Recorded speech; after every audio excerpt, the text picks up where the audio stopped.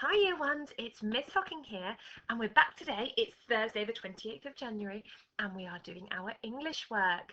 Now this morning we are going to be meeting for a live session at 9:15 for a wake and shake session followed by an exciting English quiz. So if you're watching this first thing in the morning, please come to that meeting. It will be really good fun. And a very, very strange request, not necessarily needed for our quiz or wake and shake, but for today's English lesson, it would be really handy if you haven't got changed for the day yet. So if you're in pyjamas, that's awesome. No worries, you don't need to get dressed for the wake and shake session. You can be in PJs, that's fine. But make sure that you are ready to get changed during our English lesson, which is very strange. And for the children at school, you won't be doing this bit. You will be doing something a little bit different. Okay, so let's move on. Hopefully we've just had our live session and you're joining me afterwards for our English session, and hopefully you're in your PJs. So today we are looking at identifying features of non-chronological reports. That's interesting. We're going to move on to that in a moment. But what I want you to do is tell your talk partner or your grown-up, what did we do yesterday in English? It was all to do with non-fiction texts. Can you please tell your grown-up what we did yesterday and what you now know about non-fiction texts? Pause now. Excellent, well done. Okay, so before we can learn to spot features of non-chronological text, we need to know what each bit of the word means. So let's break it apart. I've got it written here. Non-chronological texts.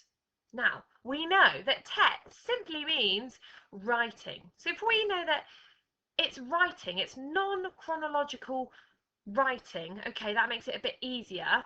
And what's underneath here? We already know what non means at the start of a word because it's in front of non-fiction. What does it mean in front of non-fiction? What does fiction mean again? It means, yes, story or something that's not true. So if it's not true, if it's not a true story, non-chronological, non is also meaning not. Well done. It's the prefix that was in non-fiction. So it's not chronological writing. Now chronological is a really tricky word, so let's find out what that means today. Now we've got quite an interesting starter for you today. This is how to spell chronological. It is a really long word. Oh my goodness, look at all those letters. And to sound it out, to be honest, it's really hard.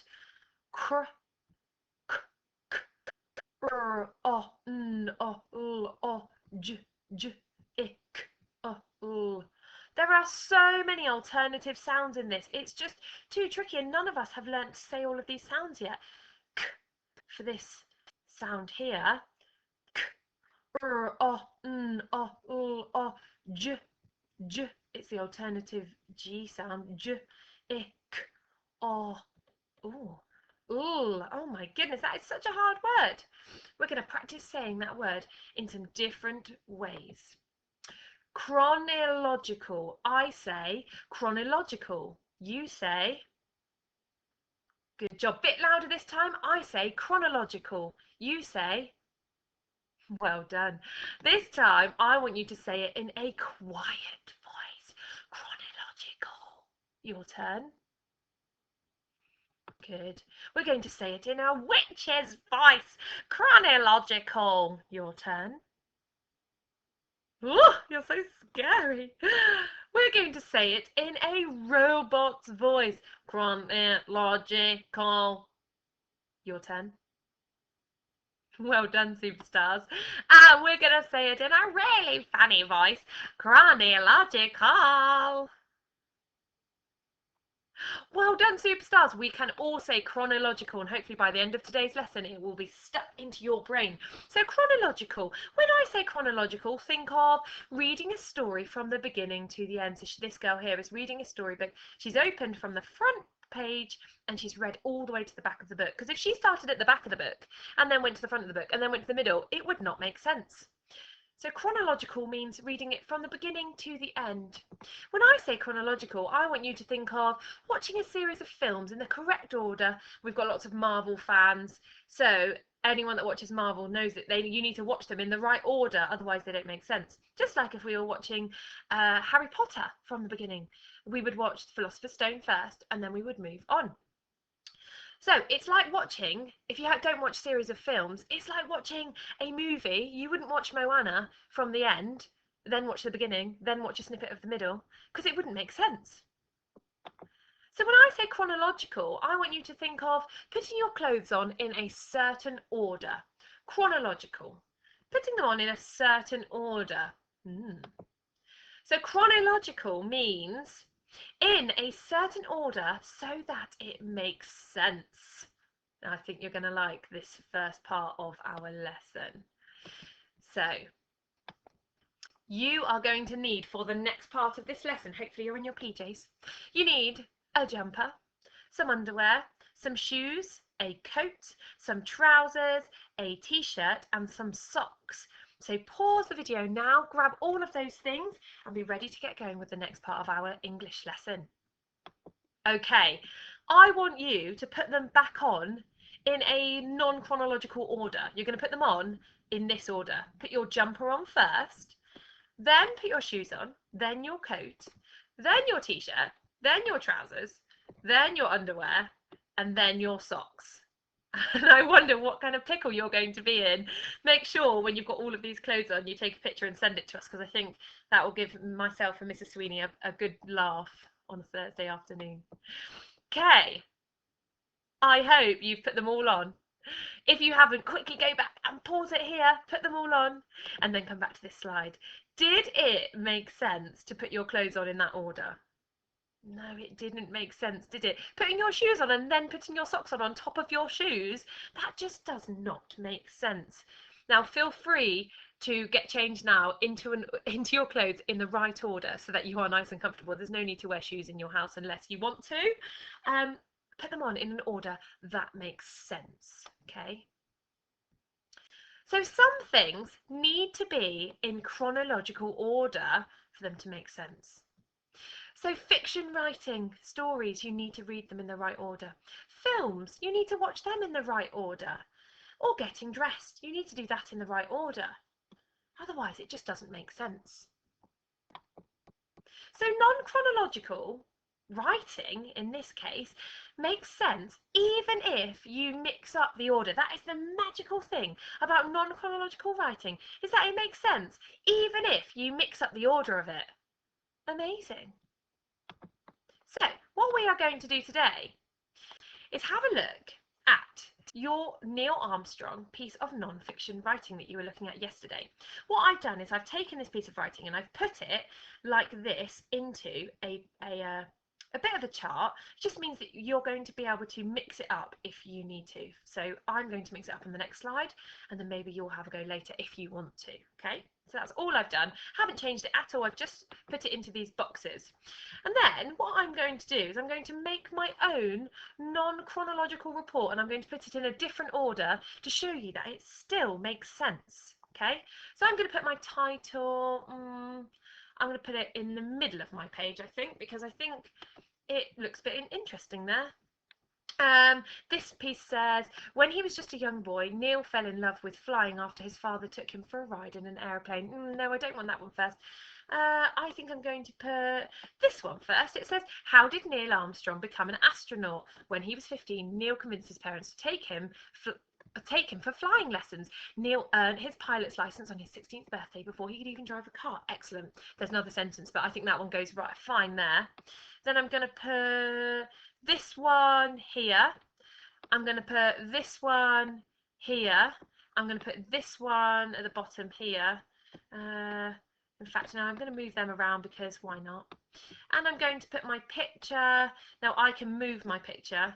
I'm actually going to make my title a bit smaller. You obviously can't do that, but I'm going to put my picture and my title in the middle of my page. Now you can do this maybe on a big piece of paper, or you can just shift it round. You can stick it however you like. Now this is my new piece of non-chronological text. I've made it, instead of it being a report, I've made it into a leaflet now, and I'm going to read through it and you tell me if it still makes sense. Okay, How did Neil Armstrong become an astronaut? When he was 15, Neil convinced his parents to let him take flying lessons. Neil earned his pilot's license on his 16th birthday, before he could even drive a car. A few years later, he was noticed by NASA, and he was selected to be the commander of the first mission to land on the moon. In July 1969, Neil Armstrong and his crew travelled in a spacecraft from Earth to the Moon. The spacecraft moved through the atmosphere at tremendous speeds, but the journey still took 4 days in total. Neil Armstrong, space explorer. Picture of him. Excellent. Now, this still makes sense. Somebody could pick up this leaflet and still know straight away it's about Neil Armstrong, space explorer, because that's really big in the middle. I can still see that. They can also find out all of those interesting facts about Neil Armstrong. Now, what I want you to do is, now that we know that they are one of the main features of a non-chronological report, or a easy for me to say, non-chronological text, is that they can be shuffled around and still make sense. That is the main feature of a non-chronological piece of text. But what I want you to do for your main task today is look at these two pieces of non-chronological text. Now, this one we know very well. This one is all about autumn. Do we need to read this one really in depth and struggle for ages? No, we don't. What I want you to do is just look at it from a distance. You can read some bits if you need to know in depth, but make sure that you are noticing the similarities between these two pieces of text. So I noticed straight away that they both have a title, and I'm going to highlight both of those in the same colour. Now, you might have some colouring pencils at home, and you might be able to highlight your pictures in the same colour when you see something that is the same. I noticed that they've both got a picture, so I'm going to highlight those in the same colour because those are the same features. What else do I notice? Oh, I noticed that they've got a subheading here. I noticed that it has a subheading here. In fact, it's got lots of different subheadings, so I'm going to highlight them all in the same colour. That's a subheading, that's a subheading. Awesome. Now I want you to go through and spot as many similarities as you can and highlight those in the same colour, okay? So that is your two tasks for today then. Task one is the main task.